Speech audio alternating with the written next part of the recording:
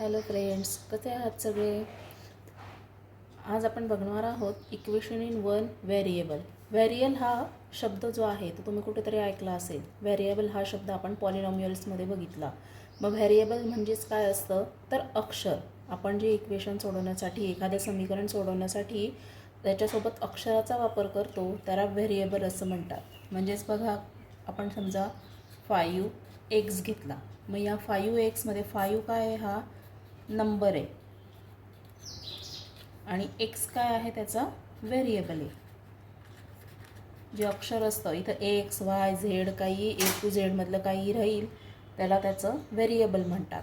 मग हा 5 एक नंबर आहे आणि हा x जो आहे हा व्हेरिएबल आहे. मग ही काय झालं, एक टर्म झाली. या पूर्ण 5xला एक टर्म असं म्हणतात आणि या टर्मला एक अंक आणि एक अक्षर आहे म्हणून मोनोमियल म्हणतात. अशा प्रकारे 5x आहे, यात 5 नंबर आहे, x व्हेरिएबल आहे. 5xला एकत्र टर्म म्हणतात आणि एक अंक आणि एक अक्षर आहे म्हणून त्याला मोनोमियल असं पॉलिनॉमियल्समध्ये म्हटलं जातं. मग आता ह्याच्यामध्ये बघा, ही जी टर्म्स असते ह्या टर्म्स मिळून एक इक्वेशन तयार होत असतं. मेन टॉपिक काय आपला इक्वेशन आहे. मग ह्या ज्या अशा टर्म्स आहे, मग दोन किंवा दोनापेक्षा जास्त टर्म्स जर एकत्र आल्या, आता इथे एक्झाम्पल घेऊ बघा, 5x + 3 = 0. हे अशा प्रकारचं मग हे काय एक तयार झालं, टर्म्स मिळून इक्वेशन तयार झालं. याला इक्वेशन म्हणतात. हे इक्वेशन आहे, ही टर्म आहे, टर्म्सचं मिळून इक्वेशन तयार होतं इथे. मग याच पद्धतीने समजा तुम्हाला हे मोनोमियल आहे.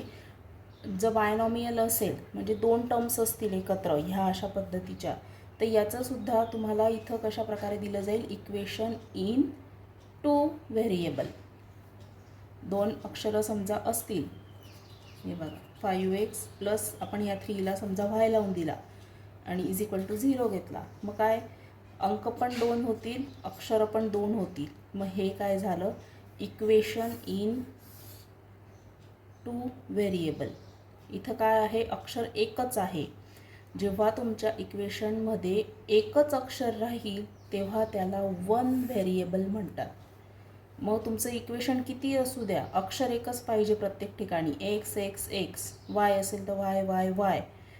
एकच अक्षर जेव्हा असेल, एकच व्हेरिएबल जेव्हा असेल त्याला इक्वेशन इन वन व्हेरिएबल असं तिथे म्हटलं जातं. मग त्याच्यावरचं आपण काही एक्झाम्पल्स बघू. मग कशा प्रकारे हे वन व्हेरिएबल म्हणजे एकच अक्षर असलेले जे काही इक्वेशन असतात ते कशा प्रकारे सोडवले जातात बघू. बघा, 1 बाय 1.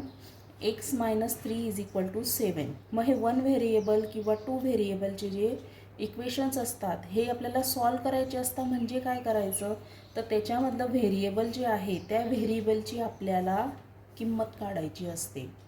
म्हणजे ते व्हेरिएबल = किती, x किती येईल, y किती, त्यांची किंमत आपल्याला काढायची असते. मग ती कशी काढायची ते बघू आपण. हा इथं आता x - 3 दिला आहे =7 दिला आहे. मग आपल्याला x काढायचा आहे. काय करणार, x करून घ्यायचा, x पाहिजे ना, म्हणून x करायचा. च्या इकडे 7 दिलेला आहे, तो 7 जसाच्या तसा लिहून घ्यायचा. मग हा उरला तुमचा आता -3. मग याचं काय करायचं, मग अंक एका बाजूला करून घ्यायचे. आपल्याला अक्षर काढायचं आहे ना, मग अंक एका बाजूला केले तर ह्या 3ला आपल्याला ह्या 7कडे अंकाच्या बाजूला आणावं लागेल. मग च्या इकडं आणलं तर त्याचं साईन जे आहे विरुद्ध बाजूला चेंज होईल. मग मायनसचं प्लस होऊन जाईल, +3 अशा प्रकारे होईल. ते च्या इकडं मायनस होता, च्या इकडं गेला तर तो प्लस झाला. मग x आता हे इझी तुम्हाला करता येतं. 7 + 3 किती, 10.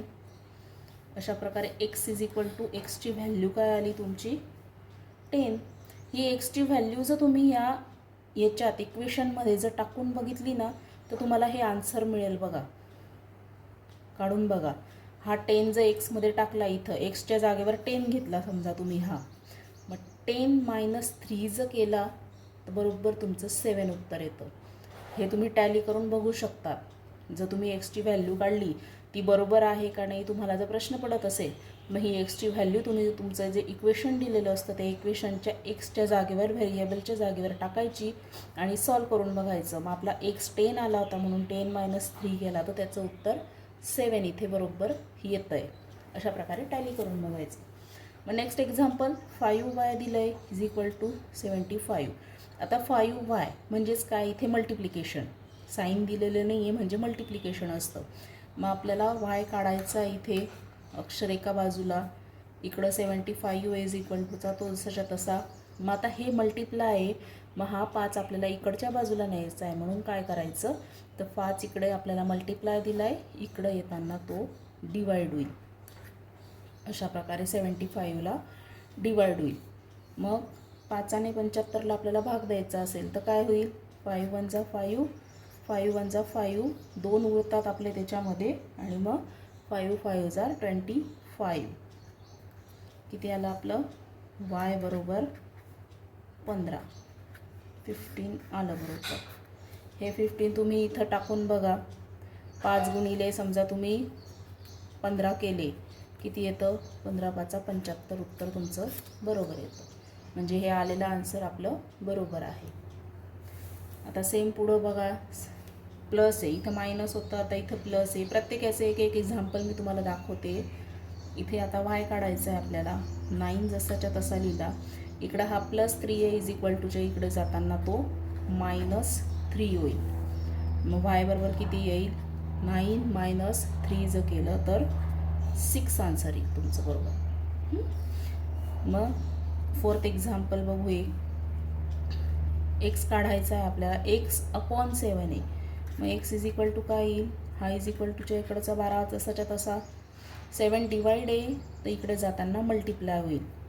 इथं या एक्झाम्पलमध्ये तुमचा मल्टिप्लाय होता तर आपण डिवाइड केलं होतं, आता इथं डिवाइड आहे तर इज इक्वल टूच्या इकडं जाताना आपल्याला तो मल्टिप्लाय करावा लागेल.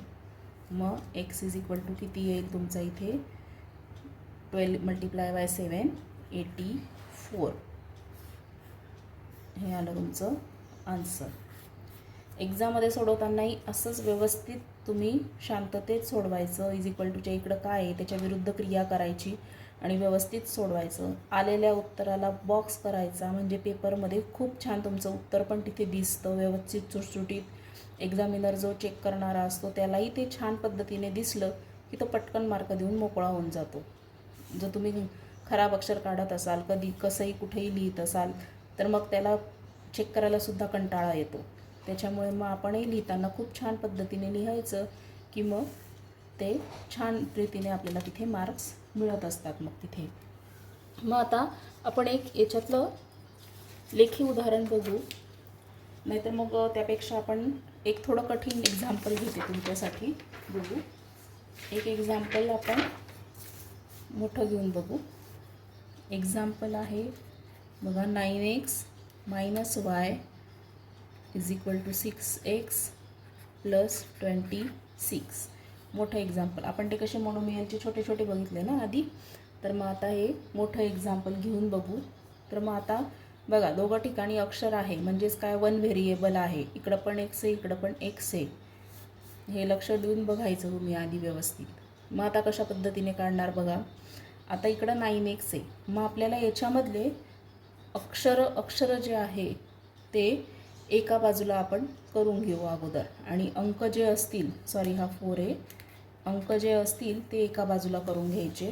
मग 9x मायनस इकडं हा 6 जो आहे 6x हा प्लस आहे, इकडं येताना तो मायनस करून घ्यायचा. इज इक्वल टूच्या इकडं काय आहे 26 अंक, आणि इज इक्वल टूच्या इकडं होता -4 पूर्ण टर्म, -4 होता म्हणून इकडं काय आला +4. मग आता 9मधून 6 गेले, किती राहतील 3. एकदम शांततेत सोडवायचं व्यवस्थित.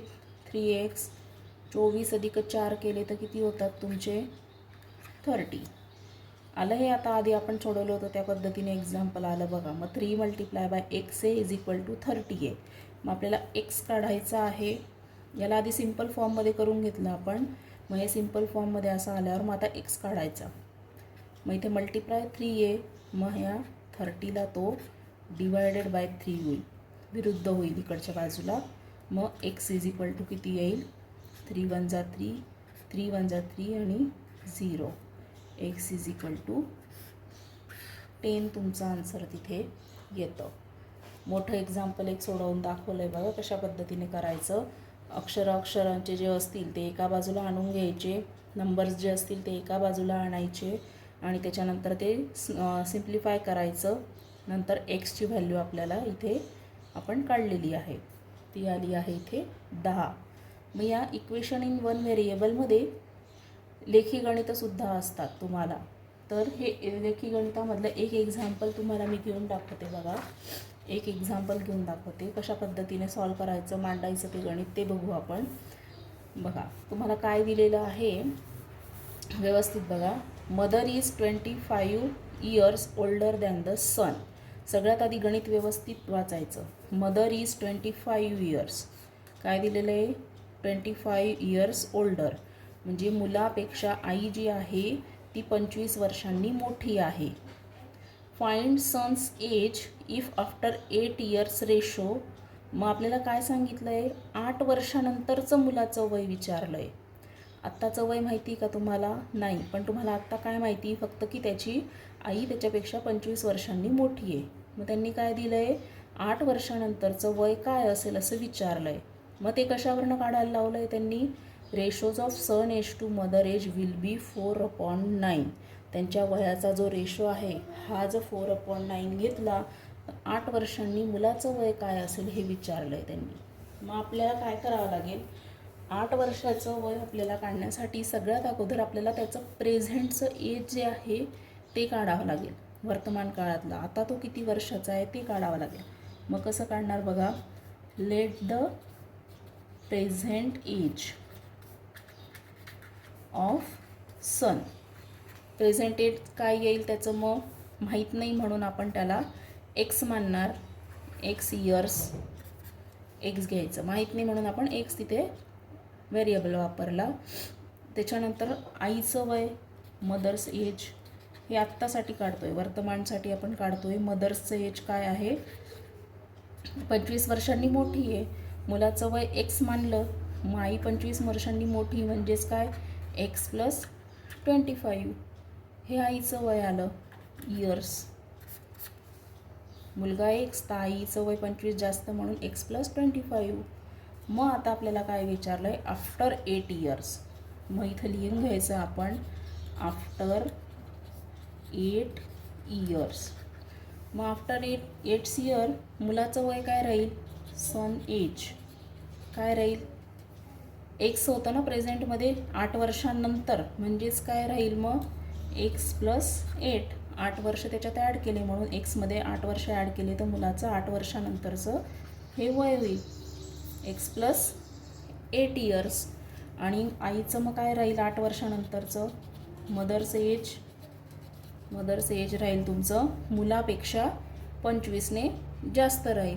मग आईचं वय काय होतं, एक्स प्लस 25 आणि अजून त्याच्यामध्ये 8 ॲड होतील.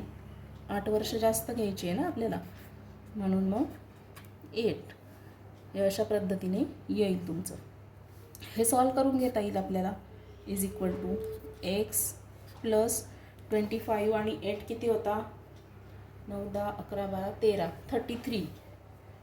X plus 33. आईचं वय काय येईल तुमच्या इथे, त्या मुलाच्या 8 वर्षानंतर एक्स प्लस 33 येईल. प्रेझेंटमध्ये मुलाचं एक्स होतं, आईचं एक्स प्लस 25 होतं. 8 वर्षानंतर मुलाचं एक्स प्लस 8 आलं आणि आईचं एक्स प्लस 25 प्लस 8 आलं. दोघांमध्ये 8 आपण वर्ष जे आहे ते ॲड करून घेतले. मग हे संख्या होत्या म्हणून त्या संख्यांचं ॲडिशन केलं तर आईचं किती आलं, 8 वर्षानंतर एक्स प्लस 33 आलं. मग आपल्याला रेशो दिलेला आहे त्यांनी आता. मग कशा पद्धती करायचं, कंडिशन काय दिलेली आहे मग आपल्याला अकॉर्डिंग टू कंडिशन. मग अकॉर्डिंग टू कंडिशन काय आहे आपलं तिथे दिलेलं, एक्स प्लस 8 मुलाचं वय 8 वर्षानंतर, एक्स प्लस 8 मुलाचं वय असेल 8 वर्षानंतर आणि आईचं वय एक्स प्लस 33 असेल. तर इज इक्वल टू रेशो किती दिलेला होता आपल्याला 4/9. मग हा 4/9 आपल्याला रेशो इथं याच्यासमोर घ्यावा लागेल. मग याच्यावरनं आपल्याला आता सॉल्व करायचं आहे इक्वेशन. आधी इक्वेशन आपण तयार करू. ह्या अशा पद्धतीने दिलेलं असतं तेव्हा ह्या 9ने वरच्या संख्येला मल्टिप्लाय करायचं असतं आणि ह्या 4ने खालच्या संख्येला क्रॉस मल्टिप्लिकेशन करायचं. मग कशा पद्धतीने मांडणार तुम्ही? हा 9 इथे x + 8 आणि या 4ने या खालच्या x + 33ला करायचं. इथं 4x + 33. आता हे सॉल्व करायचं. ह्या 9ने आधी xला मल्टिप्लाय करायचं. इथे 9ने xला मल्टिप्लाय केलं तर काय येईल तुमचं? 9x. प्लसचं साईन आहे म्हणून प्लस घ्यायचं, मायनस असेल तर मायनस घ्यायचं. मग इथे प्लस आहे. मग ह्या 9ने 8ला करायचं. आधी एक्सला केलं मल्टिप्लाय, मग आता 8ला करायचं. 9 किती होतात? 9×8 = 72 होतात. 72 आले तुमचे इथे.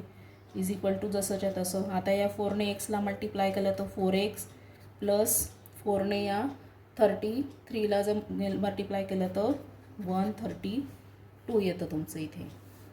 मग आता सेम आपण आधी मागच्या गणितात केली तशी पद्धत. अक्षरं एका बाजूला घेऊन घ्यायची, अंक एका बाजूला घ्यायचे. मग इथे हा 9x आहे, इकडचा 4x आपल्याला इकडं आणायचा आहे. हा प्लस होता म्हणून हा 4x इकडे मायनस घेतला. इज इक्वल टू इकडचा 132 जसाच्या तसा आणि इकडचा +72 जो आहे हा इकडं आपल्याला मायनस करायचा आहे. आपण इकडे करू नंतर.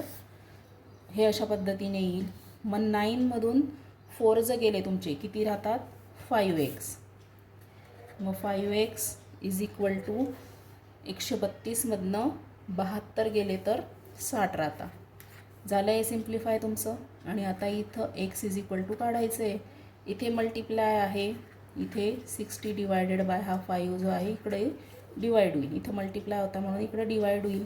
मग एक्सची व्हॅल्यू काय आली तुमची? आता 5ने या 60ला भाग द्यायचा. किती होता? 5 × 5, 5 × 5, 1 उरला तर 5 × 2 = 10. मग x इज इक्वल टू काय आला? 12. मग आपल्या गणितात x म्हणजे काय होता? इथे x म्हणजे मुलाचं वय होतं. x म्हणजे मुलाचं वय होतं. मग मुलाच्या वयावरनं तुम्ही आईचं वय आता काढू शकतात. आईचं वय काय होतं? मुलापेक्षा 25ने जास्त होतं. मुलाचं इथे तुमचं 1 साल आहे. मग आईचं तुम्हाला आता काढता येईल तिथे मदर्स एज.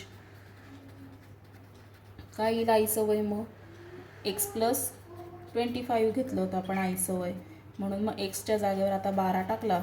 12 + 25 किती येईल? मग ते 37 इयर्स. आईचं वय काय आलं? 37 इयर. मुलाचं 12 आलं, आईचं 37 आलं. अशा पद्धतीने तुम्ही शांततेत जर सोडवलं तर लेखी गणितंसुद्धा खूप सोपे असतात. तुम्हाला ते आरामात सोडवता येतील. अशा प्रकारे इक्वेशनमध्ये जर एकच व्हेरिएबल असेल, अक्षर असेल, तर आपण हे इक्वेशन सोडवू शकतो. आणि हे इक्वेशन इन व्हेरिएबल हे टॉपिक पण खूप सोपं आहे. आरामात मार्क्स मिळतात याच्यामध्ये. फक्त शांततेत इज इक्वल टूच्या इकडं कोणती प्रक्रिया केली आहे तर विरुद्ध करायची, ती इज इक्वल टूच्या तिकडे, हे अगदी शांततेत सोडवायचं. चला तर मग मित्रांनो, परीक्षेमध्ये छानपैकी मार्क मिळवा.